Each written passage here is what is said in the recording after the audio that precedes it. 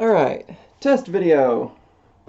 Don't know if this is very good or not. I don't even know what the audio quality is going to be like. Hopefully it's good. So, I decided I wanted to talk about what's coming up with Nintendo because the world sucks right now and I need something else to focus on. Um, so coming up with Nintendo.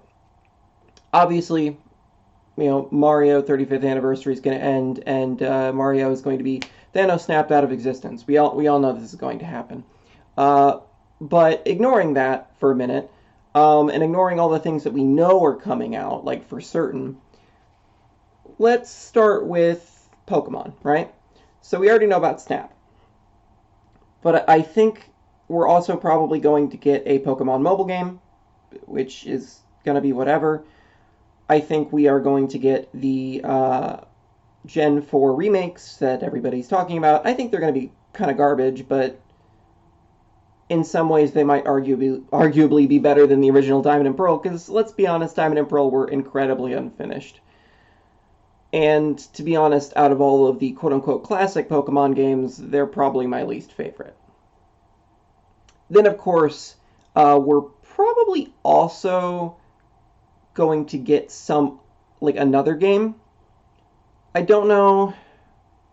I'm thinking it's probably going to be a garbage 3-game cash grab that's only going to be available for a limited time, and it's only going to contain Game Boy and Game Boy Advance games. Probably not even all of them, probably just a small slice of them. I think there's a rumor going around about that right now. Yeah, that sounds about right for the Pokemon Company and for Nintendo as a whole, unfortunately. Metroid's also having an anniversary. I think Metroid is gonna get a new 2D game. I don't think they're gonna get Metroid Prime 4. I think that's gonna be later. We might get Metroid Prime Trilogy finally, and I hope that they release it like at least a year before Prime because those are meaty games. And if they don't, and if they release Prime Trilogy and then Metroid 4 right after each other, you're going to end up with a lot of people that are just kind of like, I don't know, I haven't played Prime 1 through 3, and then Prime 4 is not going to sell as well as it could. So releasing Prime Trilogy first, I think, is the good option. Though I do wish that they would release Prime Trilogy with Hunters, because Hunters does kind of play into the story of not only Prime 3, but if I remember, I think there's like hints that it'll be involved in Prime 4's story based on stuff from previous games, but who knows? Maybe not. Maybe it'll be something completely different. Who knows? Then, of course, Sonic. Sonic really isn't a Nintendo property. It's a Sega property, unfortunately. But we are probably going to get a new Sonic game. It's pretty much confirmed at this point. We already know that a whole bunch of voice actors are potentially never coming back, which means that they are going to do a similar thing to what happened in the early 2000s and also in 2010. 2010 is when Sonic became meme central, unfortunately. That's when the Dark Age ended and the Meta Age began, when Sonic's corpse began parading around as Sonic. Hopefully we go away from that, but who knows? Maybe we'll go from post-mortem to afterlife and it'll be even weirder and even worse. I don't know. Because we all know Sonic's going to hell. Has been for decades. The first decade of Sonic is pretty good, though. Like everything from the first one up through Sonic Adventure 2, I feel it's a pretty good saga. Like, there are some bad games in there, like Sonic Labyrinth and 3D Blast and Blast, but like maybe not 3D Blast. 3D Blast was alright. But even then, even though there were some stinkers, like, there are some stinkers in most series, unless you're Mario, in which case you basically never have stinkers. And Zelda, same thing with Zelda. Basically never have stinkers. Speaking of Zelda, I think what's going to happen is we're going to get Breath of the Wild 2 in maybe June. Like, we're probably going to have an E3 reveal for it in a proper Nintendo Direct. And then we're going to get it later that month, along with a new Switch revision, which every 2 years they're doing a Switch revision in order to lengthen the lifespan. I think 2 years from now they're going to do a Switch Lite XL, which is going to have the better Joy-Cons, better screen, a few other improvements. It's going to be slightly more expensive. And then probably 2 years after that, they're either going to replace the Switch in 2025 or do one last hardware revision before they replace it 2 years later. Because they have said that they want to stretch this out as long as they can. It's entirely possible that Nintendo is going to skip the 9th generation of consoles via the Switch, which would be funny, but who knows? We'll see. In addition to Breath of the Wild 2, we're going to get Skyward Sword HD, and based on some patents, or not patents, based on some trademarks that Nintendo filed recently, as well as some that they filed a couple years ago, they are going to release probably 2 3-game collections. One of them with Ocarina Majora and Twilight Princess, preferably the updated versions, although I do like the original Majora's Mask a little better. But that's just my personal opinion. I just think the original is a much nicer experience overall. And then the other one is going to contain the Wind Waker and the 2DS games that are the sequel to the Wind Waker. And I just think that that makes the most sense as 2 separate 3-game collections. However, there is one more thing. One last, thing for this Direct. There is one more thing. They filed a trademark for a new thing, not for a renewal, for a new thing, and that new thing is The Adventure of Link, which is already on Switch. And the 2D half of Nintendo EPD, the 2D Zelda half of that Zelda team, according to Aonuma, is working on a brand new or radically different Zelda experience. And I'm wondering, Zelda 2 is pretty different in terms of 2D Zeldas, right? Are they going to remake Zelda 2? Are they doing that secretly? Because that would be really cool. Like, that would be incredibly cool. Now, maybe not. Maybe it's just for some merchandise, or maybe, I don't know. Because the trademarks they filed were for tons of different categories, not just video games. Some of it was merchandise and, like, t-shirts and food and all sorts of things. We might get a cereal for Zelda. That'd be fun. It probably tastes like cardboard, though. Just like the Mario Odyssey one. Ugh. But hey, that'll be fun.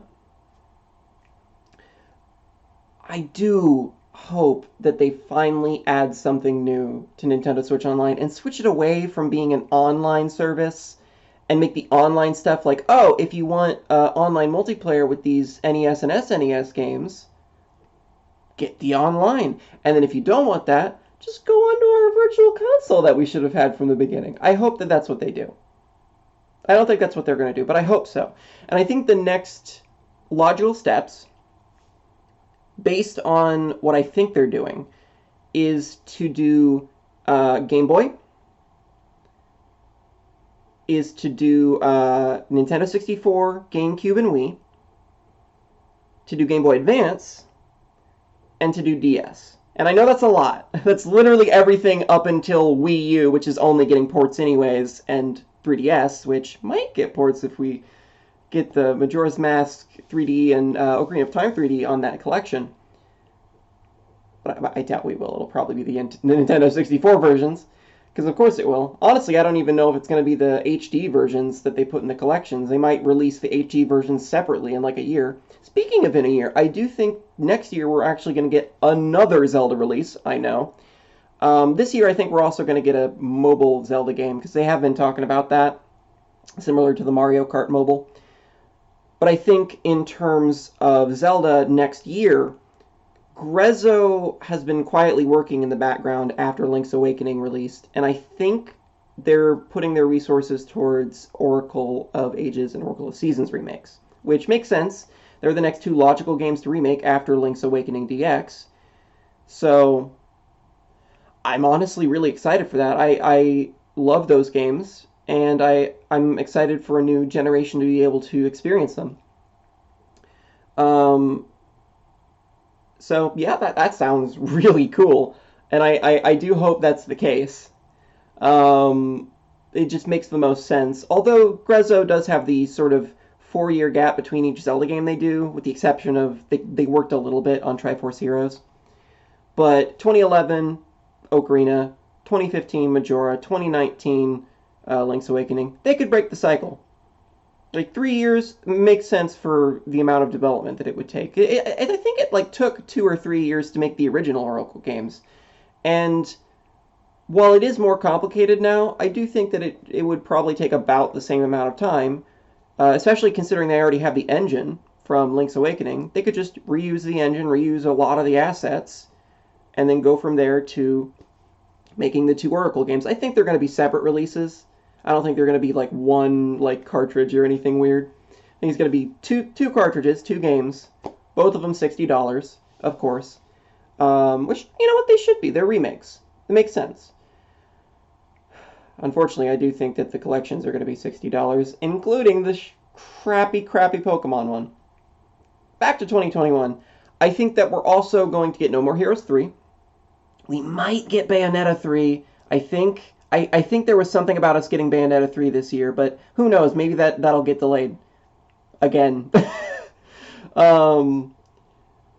Like Metroid Prime 4 consistently gets delayed, unfortunately. I am wondering if maybe we're gonna get something Animal Crossing related for its first anniversary, but I don't know. We might. I'm not a super huge Animal Crossing fan. I like the character design. I absolutely adore a lot of those little animals, but I'm not a person who wants to get into that kind of game because I hate to say this, but it's, in my view, kind of a waste of time. And I know that's the point. I know it's a little time waster that just makes you feel good, but like, I have other things that I can do that'll make me feel more productive, that I can spend my time doing. And that's not one of them. That's definitely not one of them. Sorry.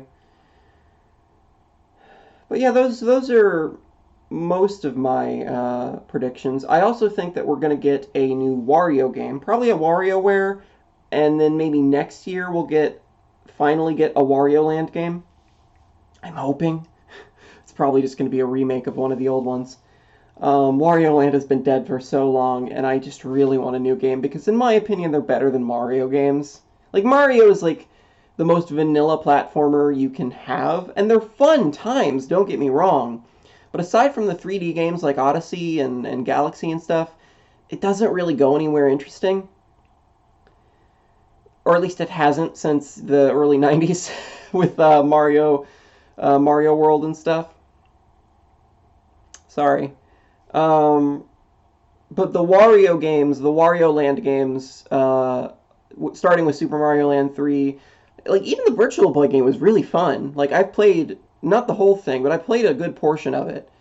And it's good. Eye straining if you don't play it on an emulator, but good. Rest in peace, Yokoi. Rest in peace.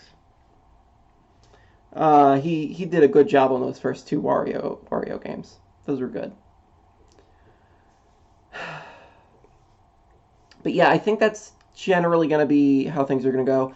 Back to Sonic, though, I don't think we're going to get adventure remakes.